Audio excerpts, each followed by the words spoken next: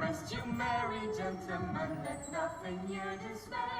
Remember Christ our Savior was born on Christmas Day to save us all from Satan's fall when we were gone astray. Oh, tidings of comfort and joy.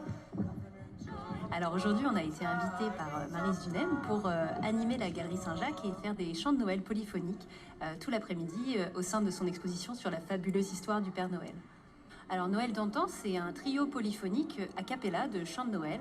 L'idée, c'est de s'inspirer de la tradition anglaise des Christmas carols, qui sont en fait traditionnellement chantés par des chanteurs par n'importe qui, en fait, pas forcément des chanteurs professionnels. Tout le monde va dans la rue pendant la saison de Noël pour interpréter des chants de Noël. Et la tradition, c'est qu'on sonne à la porte des gens, on leur chante une petite chanson de Noël et en échange, ils nous donnent un bonbon, un chocolat, un morceau de pudding. Et c'est une tradition qu'on n'a pas en France, donc on avait envie de s'inspirer de ça pour proposer notre version de la féerie de Noël. Jingle bells, jingle all the way. Oh, what fun it is to ride in a one-horse open sleigh. Jingle bells, jingle all the way. Oh, what fun it is to ride in a one-horse open sleigh.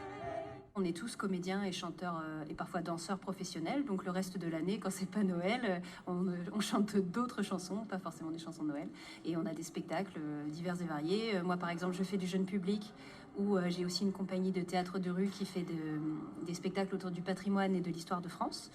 Mais ça, c'est pour moi. Là, aujourd'hui, je suis accompagnée par Nina et Philippe, qui ont eux-mêmes d'autres projets de théâtre sur scène. Nina est également coach vocal, donc elle donne des cours de chant. Voilà, ce sont toutes sortes d'occupations autour des métiers artistiques, en fait, du chant et du spectacle vivant. Ce qui nous plaît dans ce métier, c'est la magie des rencontres, c'est que les jours se suivent et ne se ressemblent pas.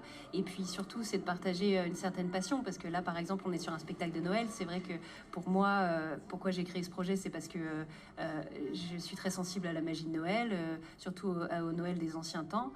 Et le fait de pouvoir créer un spectacle et aller à la rencontre des gens en portant ce message, cet imaginaire, cette féerie, c'est important pour nous. C'est ce qui nous fait vibrer, c'est ce qui nous fait vivre, c'est ce qui nous donne envie de le faire, tout simplement. Voilà. Petit papa.